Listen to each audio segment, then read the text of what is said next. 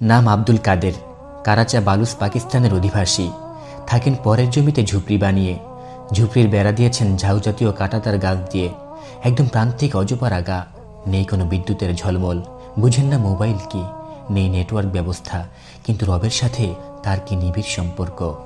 বুকে আশার বাসা বেঁধে রেখেছেন, বাইতুল্লাহ জিয়ারত করবেন, তাওয়াফ করবেন কাবার চারপাশে, নবী রহমতের দোরগোড়ায় দাঁড়িয়ে সালাম পেশ করবেন, পান করে সিক্ত হবেন ঝমঝম। দেখবেন মিনা আরাপাত, দৌড়াবেন সাপা মারোয়ায়। আরও কত শত স্বপ্ন বুনে রেখেছেন তার হৃদয় জুড়ে। কিন্তু আশা করলেই তো আর দূরদেশ আরব সাগর পাড়ি দিয়ে নবীর দেশে যাওয়া যায় না। প্রয়োজন হয় অর্থের, স্বাদ থাকলেই তো আর মিটানো যায় না, থাকতে হয় সাধ্যের মধ্যে। কিন্তু এই আশা তো সাধ্যের চেয়ে অনেক ঊর্ধ্বে। তবে প্রেম ভালোবাসার স্বাদ যত ঊর্ধ্বেই হোক, মানে না সাধ্যের বাধা, অতিক্রম করে শিখতে হয় প্রেমের অমেয় সুধায়। বাবাজি আব্দুল কাদের একজন সাধারণ রাখাল। অন্যের ছাগল লালন পালন করে দিন করেন গুজরান। হজের জিয়ারতের বাসনা কিভাবে মিটাবেন?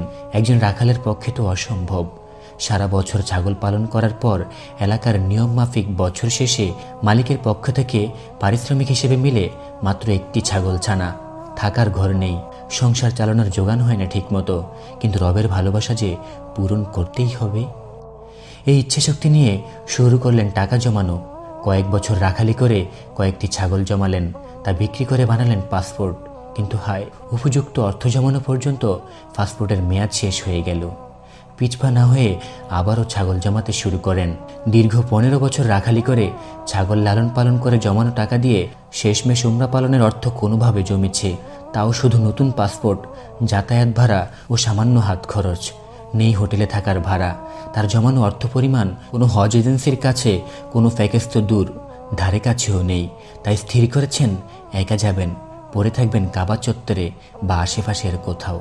1444 হিজরি এই রমজান মাসে ইতিহাস রচনাকারী আল্লাহ প্রেমিকদের সমাগম হয়েছে। রিপোর্ট বলছে শুধু রমজান মাসে 50 লক্ষ মানুষ উমরা পালনের জন্য সৌদি আরব গমন করেছেন। পাকিস্তানের এই বাবাজি আব্দুল কাদেরও একজন, কিন্তু সবার থেকে আলাদা। সাথী নেই, নেই এজেন্সিও, চিনেন না অজুখানা, বাথরুম বা উজু ইস্তেঞ্জার জায়গা, জানেন না আরবি ভাষা, এমনকি নেই উর্দু ভাষার সাথেও তার দূরতম সম্পর্ক। কথা বলেন আঞ্চলিক বালুচ ভাষায়। খাবার হিসেবে হারামে পাকে যা ইন্তেজাম আছে তাই যথেষ্ট। উজু করবেন উজুখানা চিনেন না, পাশের দোকান থেকে এক বোতল পানি নিয়ে উজু সেরেছেন, পরে কেউ দেখিয়ে দিলেন নিচেই আছে সব। একজন দুইজন এভাবেই সবার নজরে আসতে থাকেন আব্দুল কাদের নামের বালুচি এই রাখাল বাবাজি। বাবাজি আব্দুল কাদেরের ছবি ও ভিডিও ছড়িয়ে পড়তে লাগলো আরব মিডিয়া থেকে নেট দুনিয়ায়। মুহূর্তেই ভাইরাল কাবার আঙিনায় তার হাঁটা চলার দৃশ্য। কিন্তু তার কোনো খবর নেই ওইসব কিছুর।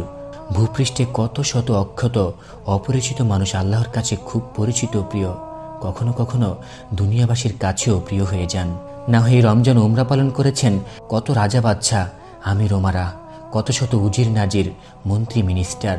সবাইকে পিছিয়ে ফেলে ছাগল চড়ানোর সাধারণ রাখাল আলোচনায় সবার শীর্ষে।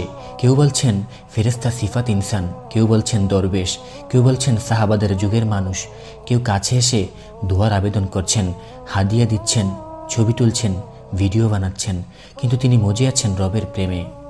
আব্দুল কাদের বাবাজিকে ঘিরে মানুষের এই আলোচনা পৌঁছে গিয়েছে রাজপ্রাসাদের রাজ পরিবারের সদস্যদের কাছে। কোনো এক রাজপুত্র ভিডিও বার্তায় তার তলাশির সংবাদ জানালেন। রাজকীয় মর্যাদায় শাহী মেহমান বানাতে চেয়ে আশা ব্যক্ত করেছেন। ততক্ষণে আব্দুল কাদের বাবাজি বালুচের বালুভূমির সেই ঝুপড়িতে ফিরে গেছেন।